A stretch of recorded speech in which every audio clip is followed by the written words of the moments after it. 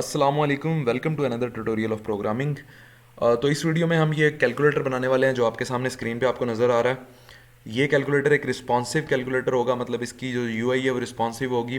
Responsive means कि आप किसी भी स्क्रीन पे आप इसको ओपन करेंगे तो इसी तरह से आपको नज़र आएगा जैसे कि आपको यहाँ पे नज़र आ रहा है। क्योंकि कोई भी आप ऐप बना रहे हैं तो उसका रिस्पॉन्सिव होना तो मस्ट है। क्योंकि आपके सामने तो इसी तरह से नज़र आ रही है, किसी और स्क्रीन पे जाएंगे तो वो छोटी बड़ी इधर उधर चीज़ें जो हैं वो नज़र आएंगी, जो कि बिल्कुल काबिल बर्दाश्त नहीं है। तो रिस्पॉन्सिव जो भी आप यूआई बना रहे हैं उसका रिस्पॉन्सिव होना मस्ट है, ठीक है। इस वीडियो में हम इसकी यूआई डिज़ाइन करेंगे, कैसे इसको रिस्पॉन्सिव बनाना है वो मैं आपको बताऊंगा।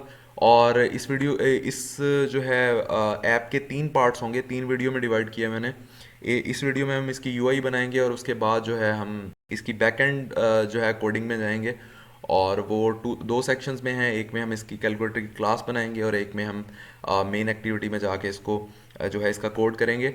और इस वीडियो में स्टेप बाय स्टेप जो चीज़ें मैं आपको समझाऊंगा, एब्सोल्यूट बिगनर्स जो हैं वो भी इसको देख के रिस्पॉन्सिवनेस भी सीख सकते हैं, और कैसे हम कलर्स हार्ड कोड भी नहीं करेंगे, ना ही हम स्ट्रिंग्स हार्ड कोड करेंगे। तो ये चीज़ें भी आप देख सकते हैं कि वार्निंग को कैसे क्लियर करते हैं और एवरीथिंग। तो ये वीडियो बहुत हेल्पफुल होने वाली है आपके लिए। तो चलते हैं इसकी यूआई की तरफ और इसको प्रैक्टिकली परफॉर्म करते हैं। तो इसको रिस्पॉन्सिव बनाना है जैसे कि हमने कि ये हर जितनी भी जो भी स्क्रीन्स हों उनके ऊपर वैसा ही नज़र आए जैसा कि हमारे एमुलेटर पे नज़र आ रहा है। तो इसके लिए सबसे पहले इसकी रिस्पॉन्सिवनेस का मुझे आपको सिखाना पड़ेगा कि हम रिस्पॉन्सिव ऐप्स कैसे क्रिएट करते हैं, ठीक है। तो उससे पहले इसका थोड़ा सा लॉजिक जो है वो समझ लेते हैं। तो यहाँ पे मैं एक बना लेता हूँ, यहाँ पे एक कैलकुलेटर, ठीक है। ये हमारे पास कैलकुलेटर है, इसमें इतने साइज पे हमारे पास आ जाएगा टेक्स्ट व्यू, ठीक है। ये टेक्स्ट व्यू आ गया और उसके बाद हमारे पास एक बटन की लेआउट ये होगी जिसमें 4 बटन आएंगे, एक ये होगी जिसमें 4 बटन आएंगे, और 2 लेआउट्स यहाँ पे होंगी जिनमें 4 4 बटन आएंगे। तो हम कैलकुलेटर बनाना चाहते हैं कि उस पे हमारा ये जो कैलकुलेटर हम बनाएंगे ये जितनी भी स्क्रीन्स हों उन पे इसी तरह का नज़र आए जैसा कि हमारे एमुलेटर पे नज़र आ रहा है, ठीक है। क्योंकि हम ऐप्स क्रिएट करते हैं, कभी वो एक स्क्रीन के हिसाब से तो हम क्रिएट कर लेते हैं, लेकिन दूसरी स्क्रीन्स पे वो उस तरह से नज़र नहीं आती जैसी हमारी स्क्रीन पे है।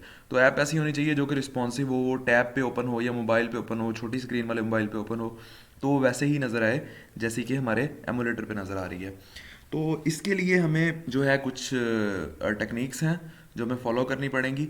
पहली बात तो हमें इसका वेट डिसाइड करना पड़ेगा कि पूरी लेआउट को हम कितना वेट देंगे, क्योंकि यहाँ पे हम हाइट और विड्थ जो है वो हम 0 dp जो है वो यूज़ करेंगे, कुछ भी हार्ड कोड नहीं करेंगे, ठीक है। परसेंटेज के हिसाब से हम इसे जो है मैनेज करेंगे कि इतने परसेंट में ये आ जाए, इतने परसेंट में ये लेआउट आ जाए और इतने परसेंट में ये बटन वगैरह आ जाएं, ताकि वो जिस भी स्क्रीन पे ओपन हो वो परसेंट के हिसाब से खुद को मैनेज करे, ना कि डीपी के हिसाब से। क्योंकि हमारे पास अगर हमारी स्क्रीन पे 10 dp जो है वो इतना बनता है यहाँ से लेकर यहाँ तक, तो किसी और स्क्रीन पर 10 dp ज़्यादा हो सकते हैं, कम हो सकता है। तो इसलिए हम हार्ड कोड साइज़ नहीं देंगे, हम परसेंटेज के हिसाब से, वेट के हिसाब से उसे साइज़ देंगे। तो एक तो हम पूरी लेआउट लेंगे, एक लीनियर लेआउट यहाँ पे, ठीक है, लीनियर लेआउट।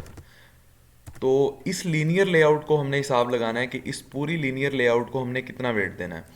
वो वेट इस तरह से कैलकुलेट होगा इसके चाइल्ड व्यू के हिसाब से, कि एक तो हम ले लेंगे इतना टेक्स्ट व्यू।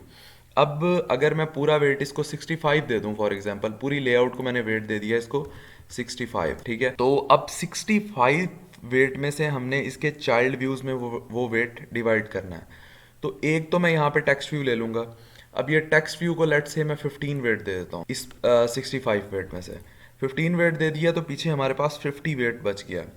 तो ये जो हम लीनियर लेआउट्स ले रहे हैं जिनमें 4 4 बटन आ रहे हैं, इनको मैं 10 10 वेट जो है इनमें डिवाइड कर दूंगा। सब में 10 वेट आ जाएगा, 10% इसमें आ जाएगा, और 10 वेट इसका हो जाएगा, 10 वेट इसका हो जाएगा, और 10 वेट इस लेआउट का हो जाएगा।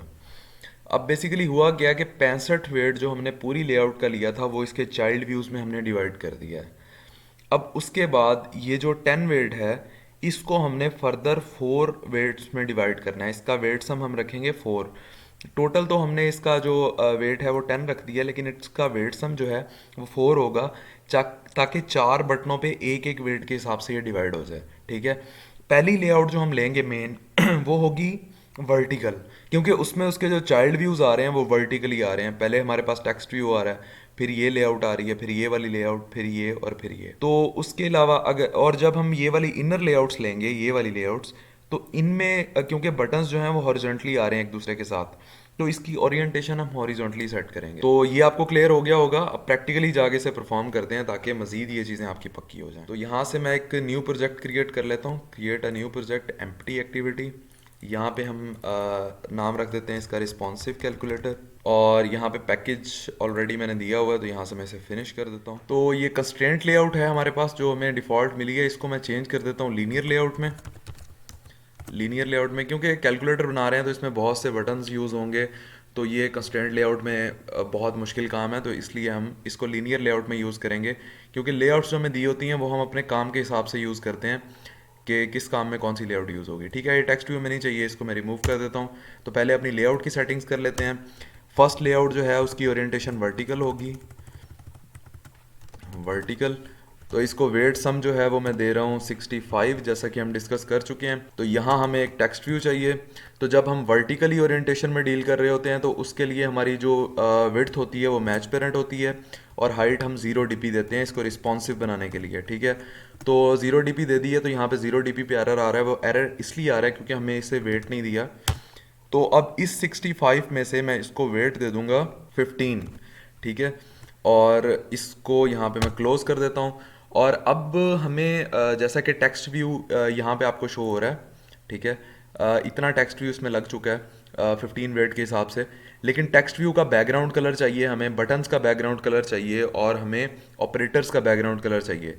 तो कलर्स भी हम हार्ड कोड नहीं करेंगे। कलर हार्ड कोड इसलिए नहीं करेंगे क्योंकि कलर अगर हम यहाँ पे हार्ड कोड कर देते हैं, कल को हमें कलर चेंज करना पड़ता है, तो हमें जहाँ जहाँ वो कलर हार्ड कोड किया है वहाँ वहाँ जाके चेंज करना पड़ेगा। तो इससे अच्छा वो कलर हम ऑलरेडी अपनी कलर्स की फाइल में बना के रख लें। और इसी तरह से स्ट्रिंग्स भी हम हार्ड कोड नहीं करेंगे, स्ट्रिंग्स भी अपनी स्ट्रिंग्स की फाइल में बना के रख लेंगे जो भी यूज़ होंगी यहाँ पे। तो यहाँ से आपने रिसोर्स पे क्लिक करना है और आपने जाना है वैल्यूज़ के फोल्डर में। यहाँ पे पहले कलर्स हम सेटिंग्स कर लेते हैं। कुछ कलर्स हमें उन्होंने ऑलरेडी बना के दिए हुए हैं, उसके अलावा हमने जो अपने कलर्स यूज़ करने हैं वो मैं यहाँ पे अलग से ले लेता हूँ। तो हमारे पास यहाँ पे 3 कलर यूज़ होने वाले हैं। एक टीवी का कलर, टीवी का कलर जो है वो यहाँ पे हमें दिया होगा ब्लैक, ये ऑलरेडी ब्लैक दिया हुआ है, टीवी हमें ब्लैक चाहिए। तो ब्लैक कलर हमारे पास है, तो बाकी बच गए हमारे पास 3 कलर। एक जो टॉप पे ऑपरेटर होंगे उनका, एक राइट साइड वाले ऑपरेटर्स का, और एक बटन्स का। ठीक है, तो कलर्स मैंने ऑलरेडी यहाँ पे सिलेक्ट करके रखे हुए हैं। ये ऑपरेटर कलर है जो कि राइट साइड पे ऑपरेटर्स हैं, राइट ऑपरेटर। ये मैंने नाम रख लिया, यहाँ पे टैग को क्लोज करूँगा और यहाँ पे अपना कलर पेस्ट कर दूंगा। तो ये साइड पे यहाँ पे ये येलोइश सा कलर आ गया, ऑरेंज कलर। और दूसरा कलर हम ले लेते हैं जो कि टॉप ऑपरेटर्स का होगा, और उसके बाद जो हमारे बटन्स हैं उनका कलर ले लेते हैं।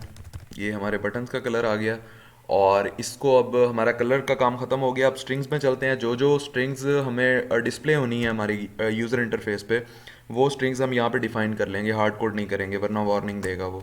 तो यहाँ पे स्ट्रिंग, वो यहाँ पे मैंने वो भी नोट की हुई हैं कि पहली लाइन में हमारे पास एक AC का बटन होगा, एक हमारे पास स्क्वायर रूट का होगा, मॉडुलस का होगा और डिवाइड का होगा। तो पहले हम AC कर लेते हैं, ये एक स्ट्रिंग बन गई। इसी को कॉपी कर लेते हैं।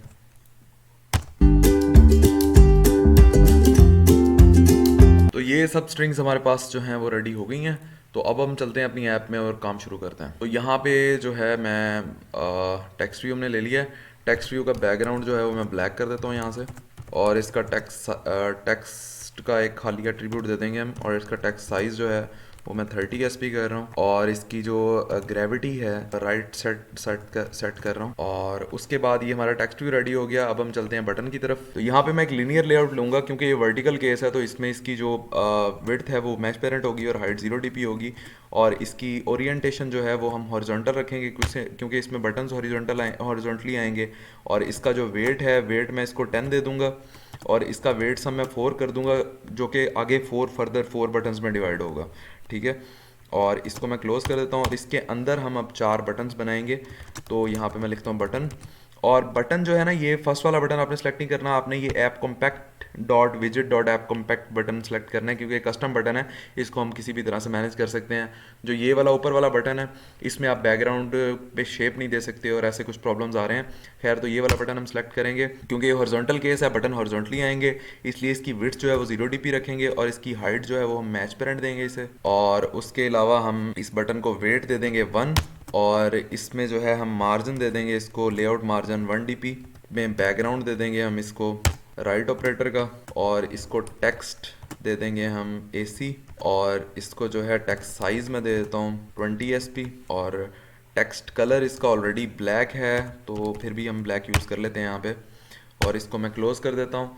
और ये बटन हमारे पास बन गया है। तो इसी तरह से हमें एक एक बटन, एक एक वेट के 4 बटन चाहिए, तो इसी बटन को मैं 4 टाइम्स यहाँ पे कॉपी कर लेता हूँ, 3 और 4।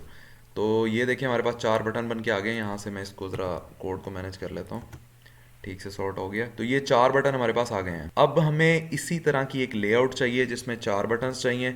तो हम खुद से टाइप नहीं करेंगे, मैं यहाँ से ये पूरी लेआउट को ही कॉपी करता हूँ और इसे 4 टाइम्स पेस्ट कर लेता हूँ। तो ये पूरे कैलकुलेटर के हमारे पास बटन्स आ गए हैं। अब प्रॉब्लम क्या है कि हमने जस्ट इनका टेक्स्ट चेंज करना है, इनका कुछ कलर्स का, बटन्स का कलर चेंज करना है, और दैट्स इट, हमारे पास कैलकुलेटर की यूआई रेडी है। तो यहाँ पे मैं जाता हूँ। अब पहला हमारे पास AC का बटन था, ठीक है, और दूसरा हमारे पास है स्क्वायर रूट, ये स्क्वायर रूट आ गया, और इसका टेक्स्ट हम लिखेंगे मॉडुलस, और इससे जो नेक्स्ट बटन है उसका टेक्स्ट आएगा डिवाइड, और ये डिवाइड वाले का जो कलर है ये हम चेंज करेंगे, को टॉप ऑपरेटर का कलर देंगे, और इसका टेक्स्ट कलर जो है वो वाइट कर देंगे।